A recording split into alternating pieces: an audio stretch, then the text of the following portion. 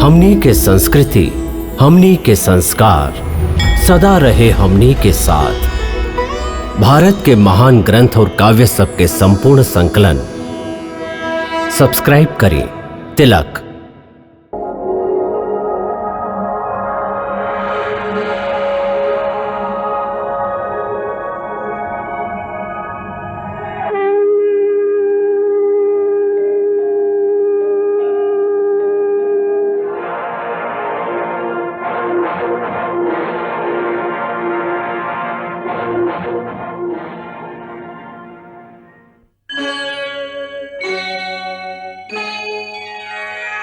कृष्णा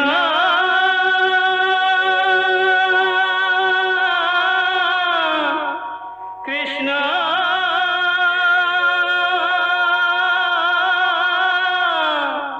हरे कृष्णा हरे हरे।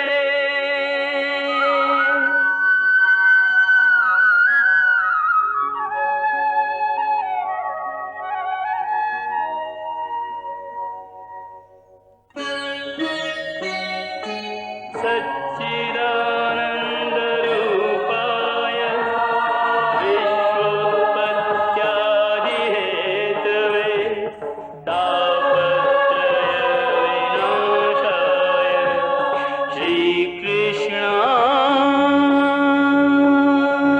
वयं नमः।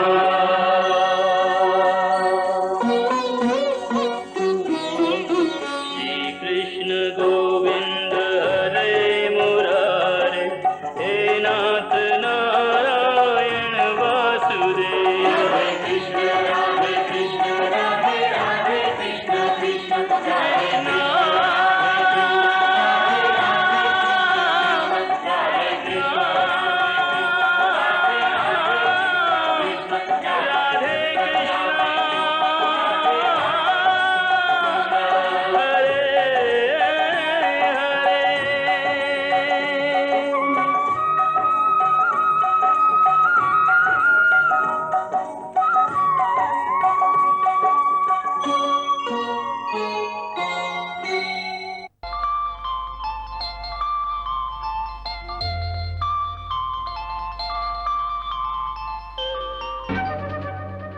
का सोचत हो रुक्मिणी? हम का सोच सकत हई प्रभु, हमार तो सब कुछ आप ही के हा। मन से, वचन से, कर्म से हम आपके अपन हृदय में बसौले हई। हमके अपन अधिकार केहू से मांगे के ना पड़ी, और हमार अधिकार के केहू छीन भी ना सकेला प्रभु। तब फिर अपन छोटकी बहन सत्यभामा के भी अपने जैसन काहे ना बनावेलू? ओकर अहंकार के नाश काहे ना करेलू?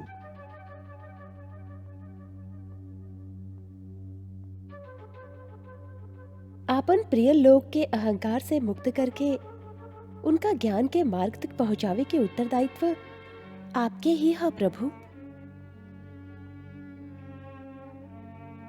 आपन सखा अर्जुन के तो आप ही संभर ले हई। महामुनि नारद के भी आप ही शिक्षा दिले रही। अब सत्यभामा के बेड़ा भी आप ही पार लगा दी ही प्रभु।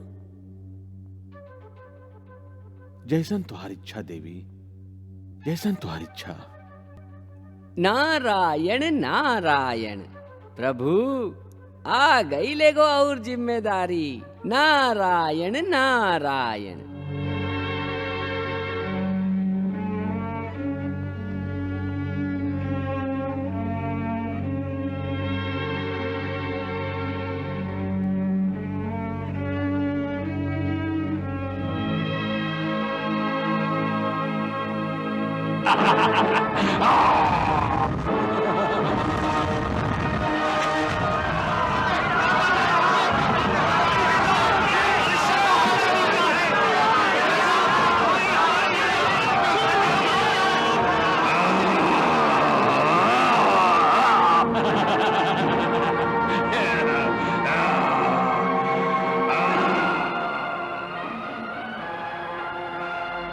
उही समय दैत्यराज नरकासुर तीनों लोक में उद्यम मचौले रहे। रक्षा करो, रक्षा करो।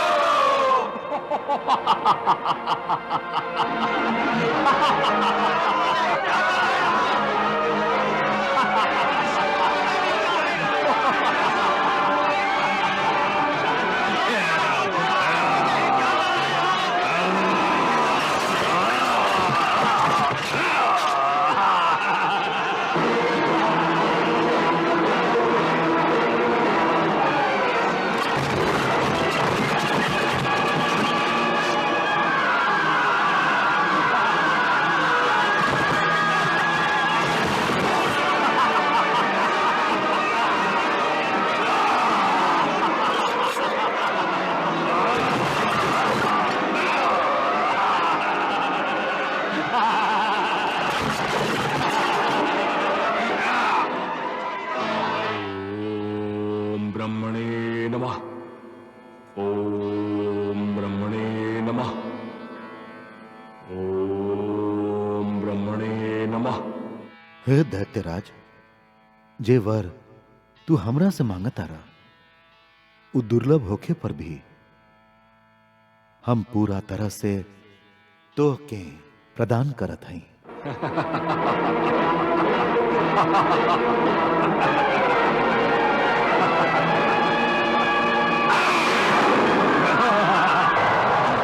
नरकासुर के ऊपर के रोक लगाई, एक उत्पाद तो बढ़ल जा रहा।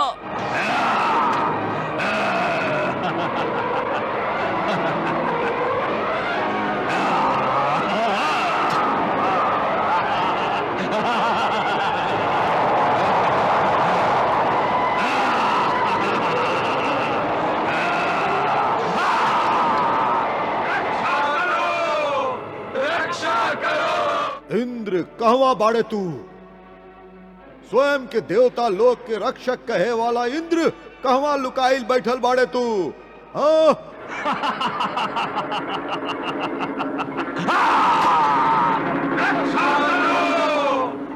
कहीं तू अपन माई के अचरा में तो नहीं लुकाइल बैठल बाड़े? देख, हम तोहार अमरावती के का हाल कर दिले हई। यदि तोहरा में साहस बात आ, हमार सामना कर।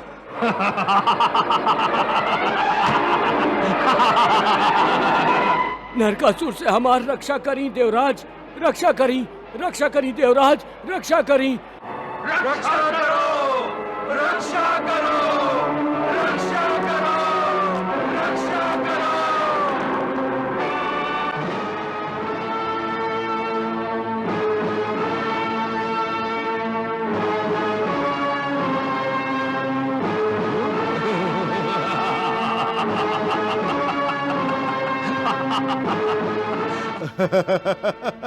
अच्छा भाई इंद्र, जे तू हमरा सामने आ गई ले।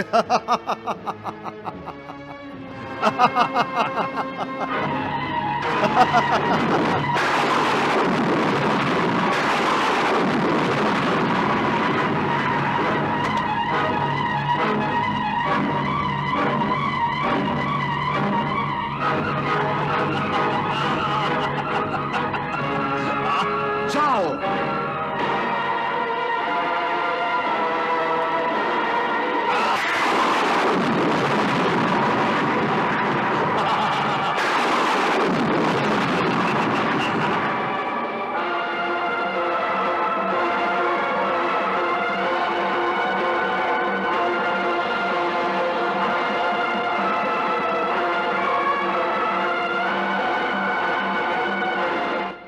इंद्र, हमरा संगे युद्ध कर।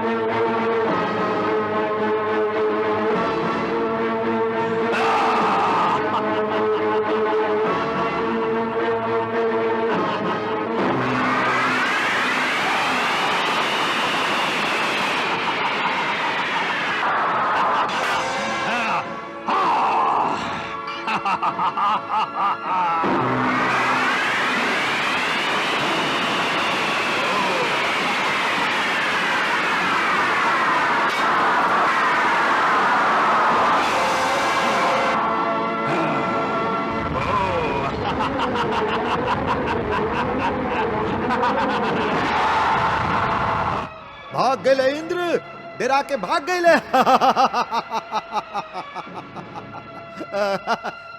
हम तो के छोड़ब ना इंद्र।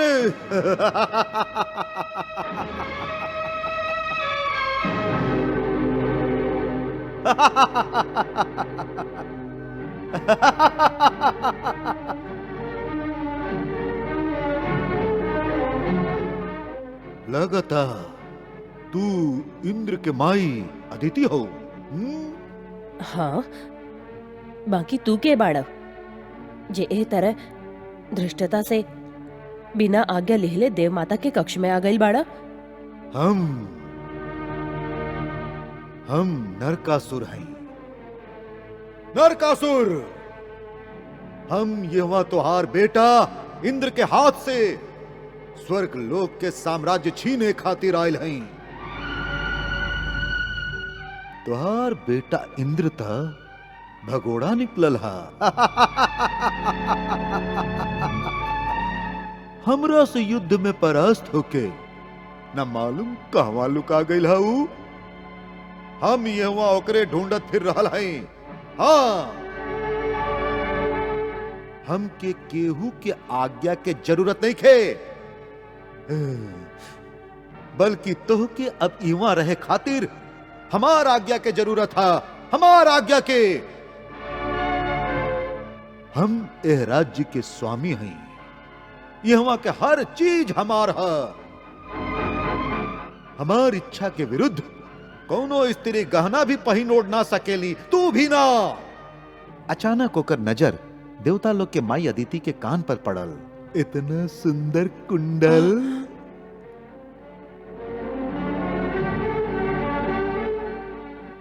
तू हमार आज्ञा के बिना इतना सुंदर कुंडल अपन कान में कैसे पहन ले लू?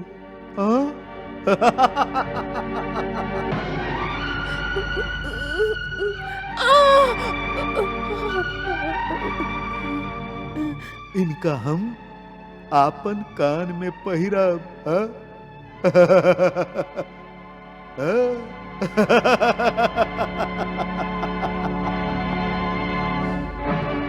यदि इंद्र यहाँ लौट के आवे तो ओकरा से कहिया कि नरकासुर देवलोक पर अपन विजय के निशानी के रूप में देवता लोक के माई की कुंडल उतार के ले गई हा।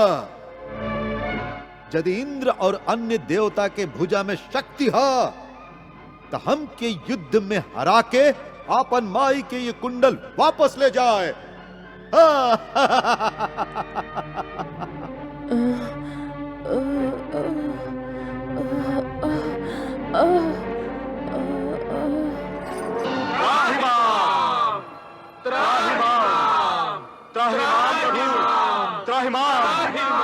त्राहिमाम। वत्सेंद्र, देवलोक में का विपत्ति है? तू लोग आतंकित काहे बाड़ा? आपके वरदान से शक्तिशाली होके नरकासुर देवलोक में हाहाकार मचा रखले हा। सभे ओकर पाप से पीड़ित होके आपके शरण में आयल हैं प्रभु। वत्स, ये साच है कि नरकासुर आपन तपस्या के बल से हमरा से शक्ति प्राप्त कैले हा। एही से तो उन्मत्त होके ऊ ऐसन काम कर रहल हा जे देवलोक में कबो ना भइल। ऊ धृष्टता पूर्वक हमार देव माता अदिति के कान के कुंडल छीन के कहलस कि देवता लोक में यदि शक्ति बा तो ऊ अपन माई के कुंडल छुड़ा के ले जाएं। अब आप ही बताई प्रभु, अब आप ही हमके मार्ग बताई प्रभु कि हम कहा करी प्रभु। एकरा खातिर तो हम असमर्थ हैं। नरकासुर देवता लोक से अबध्य है और उई वरदान हमरे से प्राप्त कैले है। देवता लोक के शक्ति ओकरा आगे बेकार है। बाकी देवता लोक के रक्षा ना भइल तो आपके बनावल सृष्टि के विधान के ही विनाश हो जाई। देवता ही यदि ना रहलन तो फिर धर्म के पालन के करी? पापी यदि सफल और बलवान हो गई तो केहू पुण्य के रास्ता पर काहे चली? हर जगह अधर्म के साम्राज्य फैल जाई। केहू केकरो सम्मान काहे करी प्रभु? भला काहे करी? इस सांच है कि तू लोग ओकर सामना ना कर सकेला। बाकी एगो शक्ति ए समय पृथ्वी लोक में है जे एकरा के परास्त कर सकेला। के है ऊ प्रभु? ऊ शक्ति के है? नरकासुर हमरा से खाली देवता लोक से परास्त ना होके के वर मंगले रहे। आपन अहंकार के कारण वो मनुष्य के तुच्छ समझलस। मनुष्य द्वारा ना मरे के वर ना मंगले रहे। ऐसे ए समय भगवान विष्णु धरती पर मानव लीला कर रहा है। तू उन्हीं के शरण में जा देवेंद्र। श्री कृष्ण के शक्ति नरकासुर के परास्त करे के क्षमता रखेला। जैसन आपके आज्ञा प्रभु, जैसन आपके आज्ञा।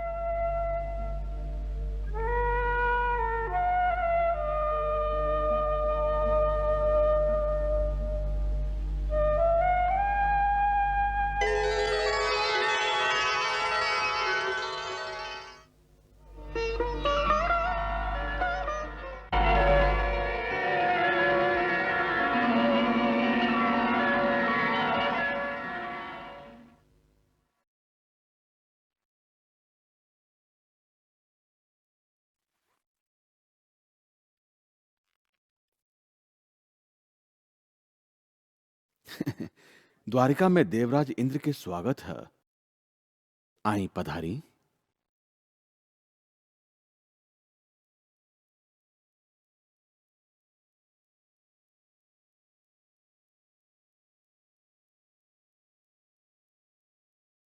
आसन ग्रहण करें।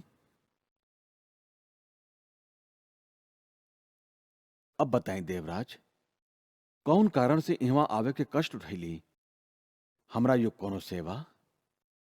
सेवा ना, एगो प्रार्थना है। निसंकोच कहीं। द्वारिकाधीश, एह समय देवलोक में आतंक के बादल छाइल है। काहे? अधर्मी नरकासुर के कारण। नरकासुर देवता लोक खातिर काल रात्रि सिद्ध हो रहा है। स्वर्ग लोक में त्राही त्राही मच गई है। हम ओकरा से रक्षा करे के प्रार्थना लेके आपके द्वारिका में आयल हैं। ऊ हमार देव माता के भी अपमान कैले बा, उनकर कुंडल हरण कर लिए बा। हम सभे ओकरा सामने असमर्थ हो गई हैं। बाकी काहे? देवता तो सर्वशक्तिमान कहल जालन। देवी, एकर कारण स्वयं हमार पितामह ब्रह्मा जी ही बाड़न। नरकासुर उहा के अपन तपस्या से प्रसन्न करके ई वरदान ले बा कि ऊ देवता लोक से हमेशा अबद्ध रही। तो फिर एकर मार्ग? एकर मार्ग भी हमके ब्रह्मा जी बतवले हैं कि हम सभे आपके शरण में जाएं। आप ही हम लोग के रक्षा कर सकत हैं प्रभु, आप ही हम लोग के रक्षा कर सकत हैं। मतलब ई कि आपके हाथ से ही देवता लोक के धर्म के रक्षा संभव है। यदि आप सहायक न भइली तो स्वर्ग लोक के सत्ता ही समाप्त हो जाई। यही के संगे पृथ्वी लोक पर भी अधर्म के आतंक फैल जाई। निर्णय आपके हाथ में है जनार्दन। जब स्वयं ब्रह्मा जी ही आपसे कह देले हैं तो हमके नरकासुर से आप लोग के मुक्ति दिलावे के ही पड़ी। हम आपके संगे जरूर चलब देवराज। तो फिर देरी मत करी मधुसूदन, नरकासुर के नगर प्रयाग ज्योतिषपुर खाते प्रस्थान करी। तो ठीक है, आप इंद्रलोक जाएं। धर्म के रक्षा और धर्म के स्थापना तो हमारा पहला कर्तव्य है। अब जाके देवता लोग से कहीं कि वो लोग निश्चिंत रहें।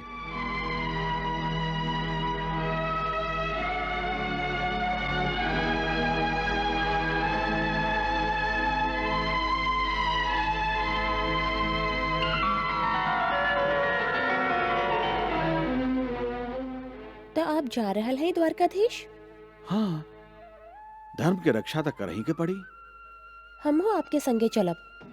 तू सत्यभामा, हमके नरकासुर से युद्ध करे के पड़ी।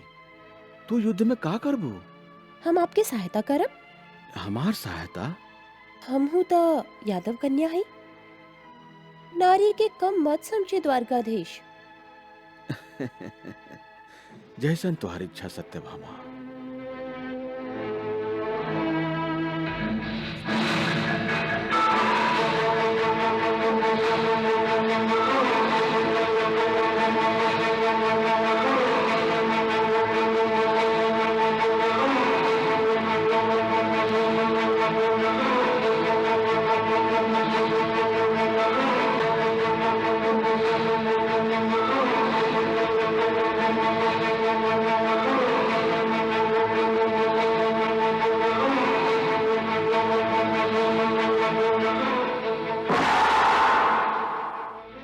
सत्यभामा, ऊ देखा नरकासुर के नगरी। पक्षीराज, नरकासुर के ए प्राग ज्योतिषपुरी नगरी के हमार आगमन के सूचना था। थोड़ी का अपन पंख के शक्ति के इनका के आभास करावा।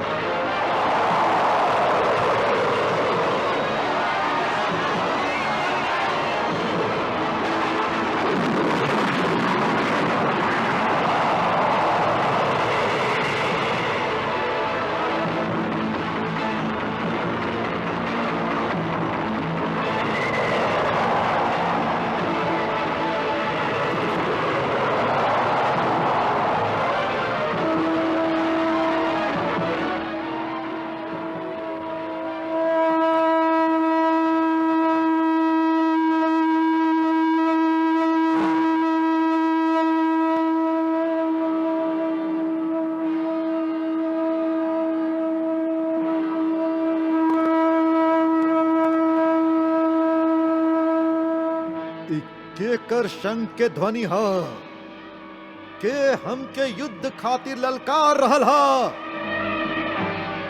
केकर मृत्यु ओकरा घसीट के हमार नगरी में ले आयल ह।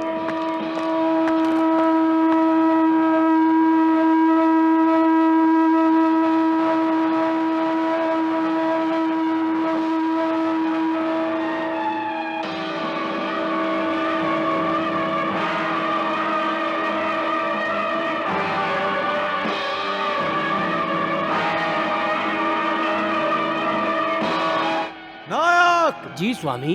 जा देखा के आपन प्राण की आहुति देबे खातिर हमार नगरी में आ गइल ह। ओकरा के ओकर धृष्टता के दंड द, मृत्यु दंड। जय आज्ञा।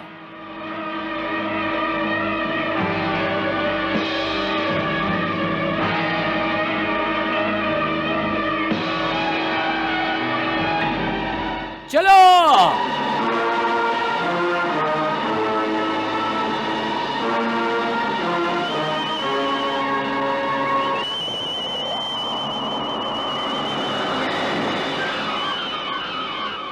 कृष्णा